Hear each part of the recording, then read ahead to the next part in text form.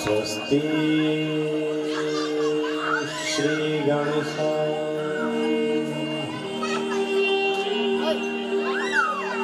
श्री गुरु चरण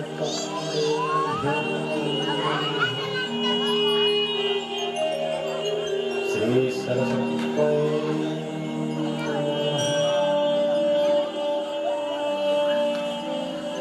ध्येयं सदा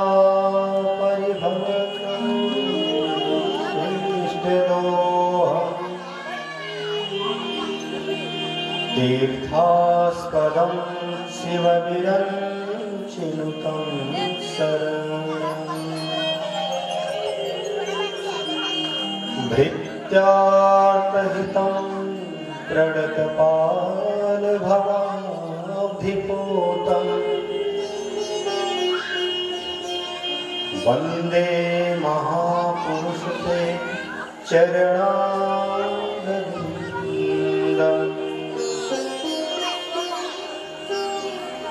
वंशी विभूषित करा नवनीरदाभा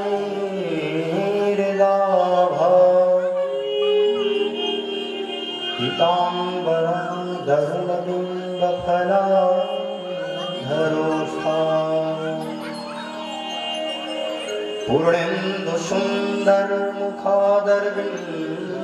पूर्णेन्दुसुन्दरमुखादरविन्दनेत्रा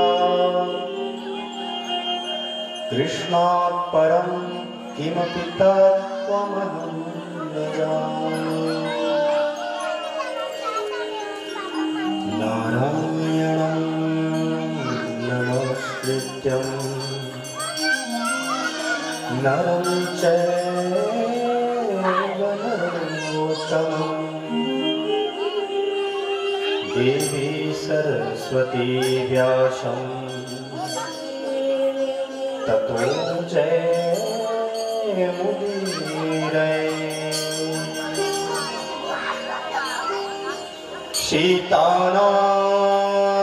सीतानाथसमारम्भा श्रीरामानन्दार्यमध्यमाम्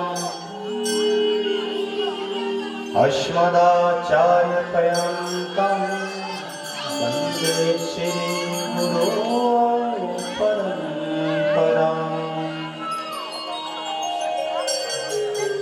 गौरांगं रसमयं नित्यं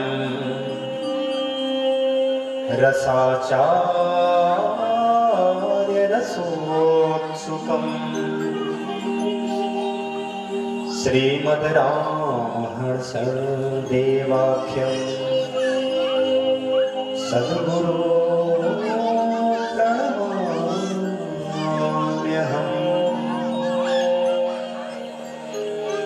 जय जय राधा रमण जय जय नवल किशोर जय गोपी चित चोर प्रभु जय जय माखन चोर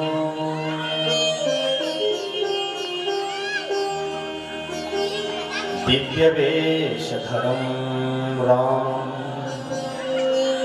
व्याहं भूषणभूषितं मैथिलीमण्डपं मध्यस्थं सीतया सह शोभितं ब्रह्मा विष्णु महेशाञ्च मोहयन्तं मनोहरं वन्दे वेदान्तं सिद्धान्तं परब्रह्मरसानिधिं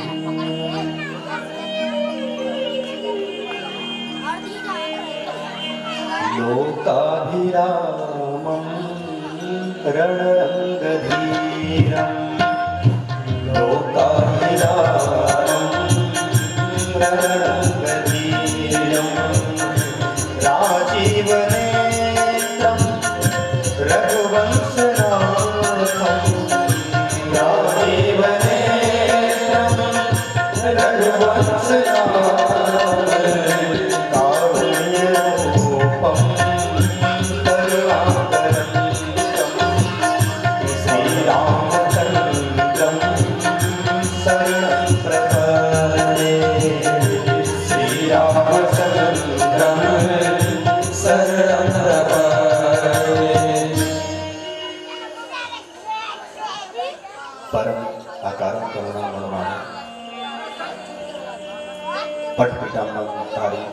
भक्तवांछा कल्पते श्री बालकृष्ण की वाङ्मय प्रेम मूर्ति श्रीमद् भागवत महापुराण ज्ञान यज्ञ में आप सभी का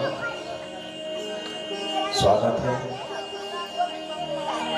जो भी इधर उधर भाई बंधुजन टहल रहे हैं कृपया आगे आके बैठ जाएं।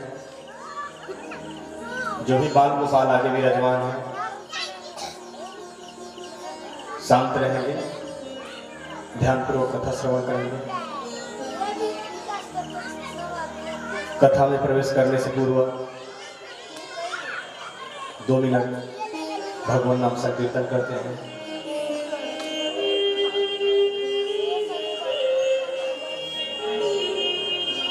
जय जय राधा रमण हरि बोल, जय जय राधा रमण हरि बोल, जय जय राधा रमण हरि बोल, जय जय राधा रमण हरि बोल, जय जय राधा रमण हरि बोल, जय जय राधा रमण हरि बोल, जय जय राधा रमण हरि बोल, जय जय राधा रमण हरि बोल, हरि बोल, हरि बोल, हरि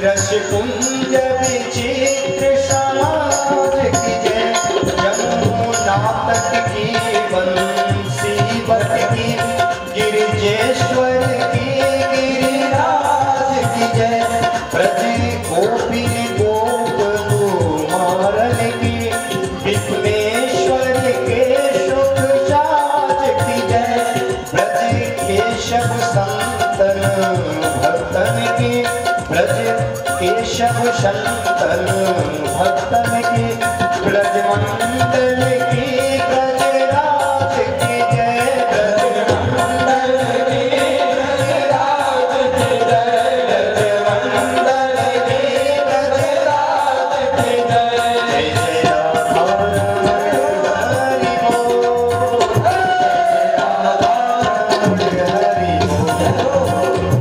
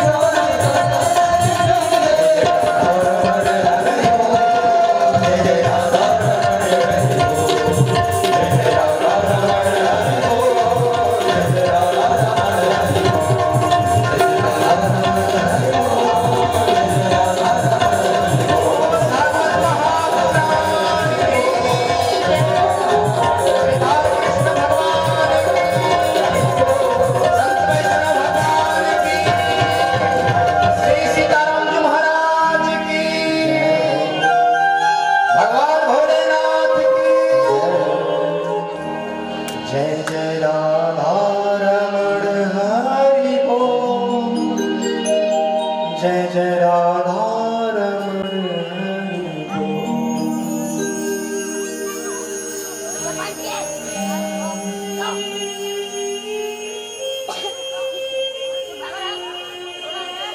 जन्माद्यस्य यतोऽन्वयादितरतश्चार्थेष्वभिज्ञस्वराट्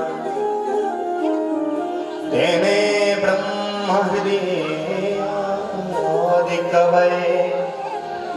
मोहयन्ति यत् सूरयः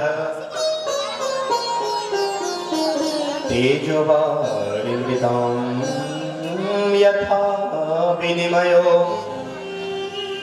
यत्र त्रिसर्गो मृषा धाम्ना स्वेन सदा निरस्तकुहकं सत्यं परं धीमहि। कल आपने भागवत महापुराण के महात्माओं का श्रवण किया। भागवत भगवान की महत्ता बताई गई कि कैसे कैसे पापी जन जो जीवन पर्यंत पाप करके मृत्यु को प्राप्त हुए, अंत में प्रेत योनि में भयंकर महाप्रेत बने, वैसे वैसे प्रेतों को कल्याण करने में समर्थ है श्रीमद् भागवत महापुराण की कथा। कल आपने धुंधकारी मोक्ष की कथा सुनी। भावार्थ क्या था महात्मा का? भावार्थ यही था, जो तुंगभद्रा नदी के किनारे आत्मदेव ब्राह्मण रहने वाले हैं, भैया तुंगभद्रा, तुंग मतलब होता है श्रेष्ठ, भद्र मतलब कल्याण। जो कल्याण करने में समर्थ हो वही तुंगभद्रा है। तो यह मनुष्य शरीर ही हमारा तुंगभद्रा है। इस मनुष्य शरीर से ही हम अपना कल्याण कर पाएंगे, क्योंकि मोक्ष के दरवाजे में जो ताला लटका है, उस ताले की फिट चाबी यह मनुष्य शरीर टिका नहीं है।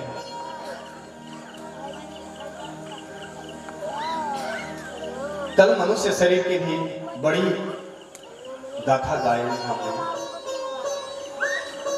जिस प्रकार यहाँ बहुत से समूह में लोग विराजमान हैं, इसी प्रकार एक जगह बहुत सी भीड़ जुटी हुई थी। किसी के पास लोहा था, किसी के पास तांबा था, किसी के पास पीतल था, किसी के पास सोना, किसी के पास हीरा। अचानक उस भीड़ में भगदड़ मच गई। अब कोई अपना लोहा छोड़ के भाग रहा है, कोई तांबा छोड़ के भाग रहा है, कोई पीतल छोड़ के भाग रहा है, कोई सोना छोड़ के भाग रहा है, कोई हीरा छोड़ के भाग रहा है। पर जरा आप बताइए, उसमें सबसे बड़ा नुकसान किसका हुआ? जिसने हीरा छोड़कर भागा उसी का नाम हुआ, क्योंकि उसके पास बहुमूल्य कीमती वस्तु थी ना। लोहे को जिसने छोड़ के भागा उसका भी हानि हुआ है, नुकसान हुआ है, पर जितनी कीमत हीरा की उतनी कीमत लोहे की नहीं है। ठीक उसी प्रकार 84 लाख योनियों में यह मनुष्य शरीर ही हीरा शरीर है, सबसे अनमोल शरीर। और हम इस संसार में आकर के और ये अपना हीरा रूपी शरीर यहाँ खो देते हैं, छोड़ के भाग जाते हैं। इतना बड़ा नुकसान हम अपना कर बैठते हैं। तो तुंगभद्रा यानी मनुष्य शरीर, और उसी तुंगभद्रा उसी शरीर में रहने वाली यह आत्मा आत्मदेव ब्राह्मण, पर उनकी जो पत्नी थी धुंधली देवी। धुंधली का अर्थ क्या होता है? धुंधली मतलब ये बुद्धि जो निश्चय न कर पाए। सांप है कि रस्सी है, ऐसा हमें कब मालूम होता है? कब भ्रम?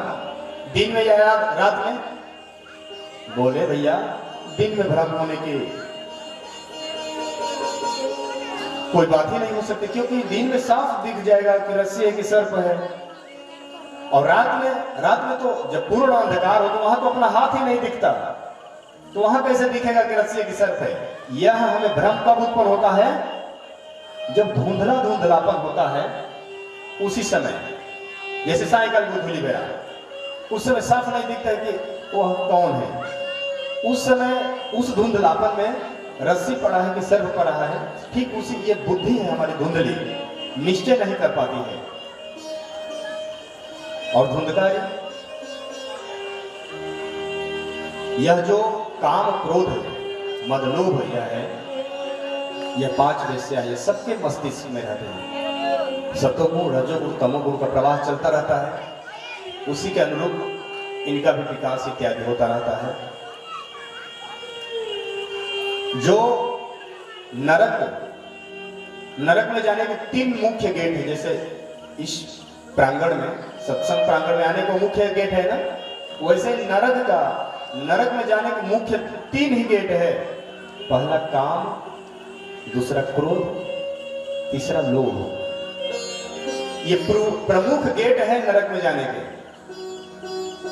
जो प्राणी इनके वशीभूत हो जाता है, काम के वश में हो जाता है, क्रोध के वश में हो जाता है, लोभ के वश में हो जाता है, उसे निश्चित ही नरक का भोग करना पड़ता है। प्रायः अभी आरती हो रही थी माता रानी की, तो बहुत अच्छा वहां पे भजन एक सुनने को मिला। भजन कर भाई ये जीवन 2 दिन का, पता ना कौन सज्जन गा रहे थे, भैया हम भी कोई भजन करा रहे हैं। आप सबको बोले नाम जप करते रहिए, सीताराम सीताराम रटते रहिए, कथा श्रवण करते रहिए, एक पंथ दुई काज, अंगुली पे रटिए। आप सबके लिए हमने वो माला झोले भी लाई, कल कुछ लोग को दिया भी था। आकर के यहाँ गोवर्धन दास जी से किनारे से माला झोल लेकर के भजन करिए, क्योंकि यही सार है।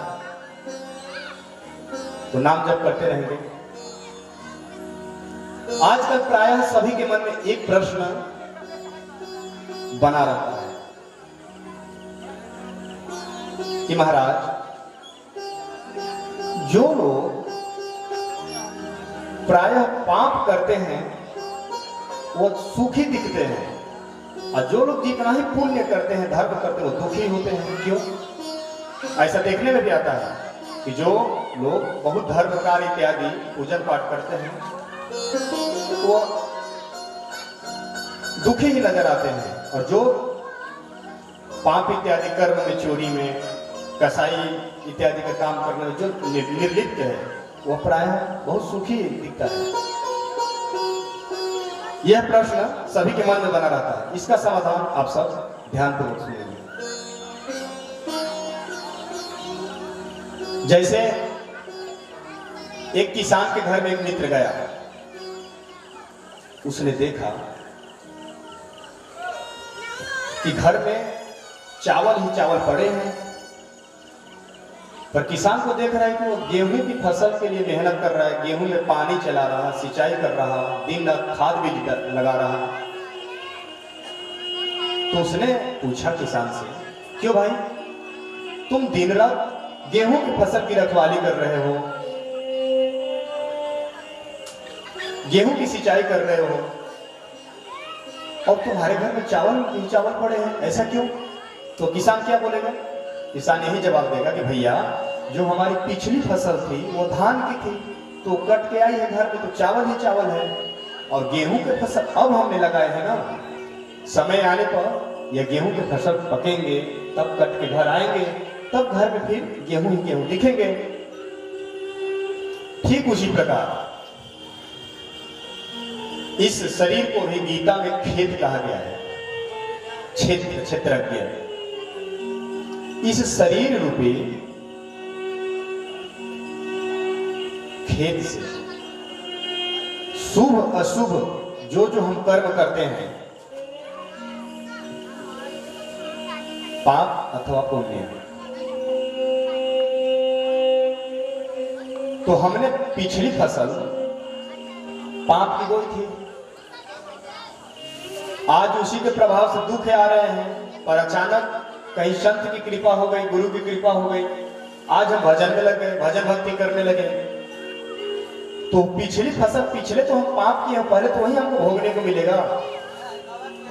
जब वो हमारा नष्ट हो जाएगा, खत्म हो जाएगा, जो पूर्व का हमने पाप किया है, तो यह जो हम वर्तमान में पुण्य कर रहे हैं इसका फल सुख के रूप में मिलने लगेगा। को पता होगा कि पाप दुख देके नष्ट हो जाते हैं और पुण्य सुख देके नष्ट हो जाते हैं। दूसरा एक और भी दृष्टांत है। जो भागवतिक विधान है उसमें जो व्यक्ति धर्म कार्य में लग जाता है भगवत भजन में भगवान के, तो भागवतिक विधान के अनुसार उसके पहले पाप के अनुसार दुख उसके जीवन में फेंके जाते हैं उसको। क्योंकि एक और बात है, भक्त के जीवन में जो दुख आता है वो भगवान के द्वारा पास होकर आता है, और जो भक्त न होते हैं पापी इत्यादि उनके जीवन में जो भी दुख आता है वह काल के अनुसार आता है, काल कर्म के अंतर्गत आता है। जैसे आपने पूर्व जन्म में कोई भयंकर पाप कर दिया और आज किसी संत गुरु के दिशा निर्देश पर आप भगवत भजन में लग गए, तो आपके उस पाप को भोगाने के लिए भगवान क्या करते हैं, अवश्य में भोक्तव्यम कृतम कर्म शुभाशुभम, यह तो भोगना पड़ेगा। पर उसको भगवान क्या करते, जहां उस पाप के प्रभाव से आपका पैर कटना होता है वहां पैर न कट के भगवान एक सुई चुभो के आपके पाप को नष्ट कर देते हैं। ये होती है भागवतिक विधान। उसके जीवन में जो भी उसके पाप कर्म होते हैं दुख के रूप में फेंका जाता है, क्योंकि भगवान जानते हैं सह जाएगा और भगवान के द्वारा पास होकर के ही उसके जीवन में दुख आता है भक्त के। और जो पापी जन होते हैं उनका पूर्व जन्म का भागवतिक विधान के अनुसार उनका जो पूर्व में जितने पुण्य के हैं वो पहले सुख भोगाया जाएगा, तो उसके प्रभाव से वो वर्तमान में कितना भी बड़ा पाप करेगा उसको खांसी तक नहीं होगी, सर्दी जुकाम तक नहीं होगा। आप कहोगे अगर इतना भयंकर पाप करता है उसको कुछ होता ही नहीं, भैया उसका पहले पुण्य भोगाया जा रहा है इसलिए वो सुखी है। आज जैसे ही पूर्व जन्म का पुण्य उसका खत्म हुआ और वर्तमान का पाप और पूर्व का पाप जैसे लगा, तो जैसे वो वर्तमान में फ्लोर पर फ्लोर बनाया जा रहा है, 1 मंजिला 2 मंजिला 10 मंजिला बनाया जा रहा है, आप देख रहे हैं कि उसकी इतनी उन्नति हो रही है, पर आप नहीं जानते वो उसकी उन्नति इसलिए हो रही वहीं से उसको पटका जा रहा है। 10 मंजिला वो बना रहा है उसी से उसको अचानक पटकना है, उसको गिरना है, इसलिए फ्लोर उसका बनाया जा रहा है भागवती विधान के अनुसार। तो इसलिए भैया आप निसंदेह भगवान के भजन में लग जाइए, नाम जप करते रहिए। सुन लो प्यारे कान खोल के समय बड़ा बलवान, सुन लो प्यारे कान खोल के समय बड़ा बलवान, हरि नाम बिना नहीं संभव, जग में किसी का कल्याण, हरि नाम बिना नहीं संभव, जग में किसी का कल्याण। सुन लो प्यारे कान खोल के समय बड़ा बलवान, सुन लो प्यारे कान खोल के समय बड़ा बलवान, हरि नाम बिना नहीं संभव, जग में किसी का कल्याण, हरि नाम बिना नहीं संभव, जग में किसी का कल्याण।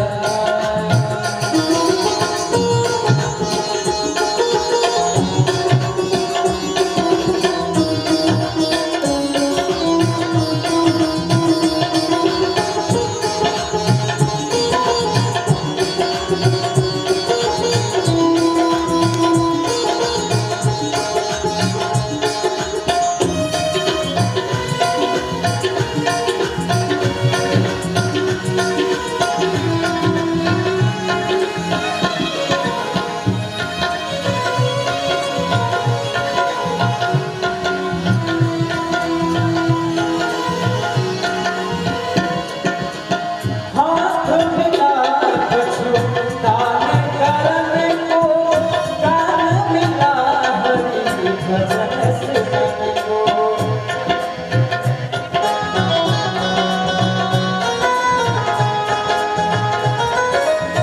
हाथ मिला बजो गान करन को कान मिला बजी भजन सुनाने को जिहवा गाय पयो यही कर भर गाना जिहवा गाय पयो यही कर भर गाना हरे राम बिना नहीं समझो जगने के सिवा करना हरे राम बिना नहीं समझो जगने के सिवा करना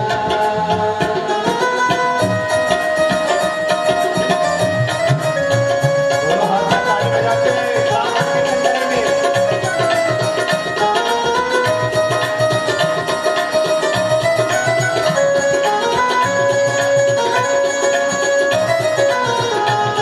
हरे राम बिना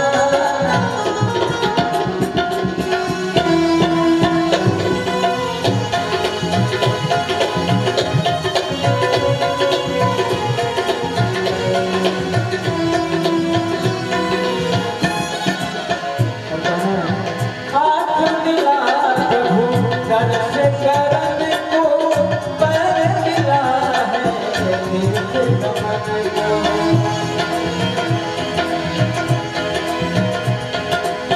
हाथ मिला प्रभु दर्श करने को पैर मिला है तीर्थ गमन को सदा चरण के कारण प्यारे बना रहेगा सदा चरण के कारण प्यारे बना रहेगा हरे राम बिना नहीं समझो जगने के सिवा करना हरे राम बिना नहीं समझो जगने के सिवा करना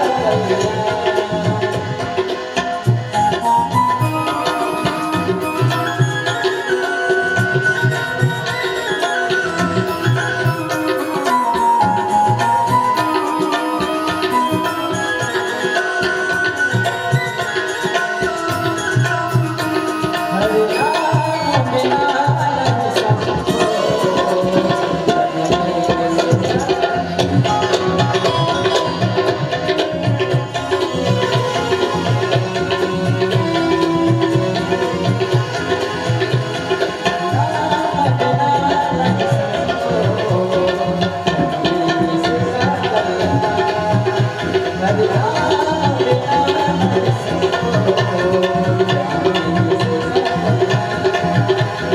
जगने के सिवा जगने के सिवा बोल भागवत भगवान की जय हो बाल कृष्ण लाल की जय हो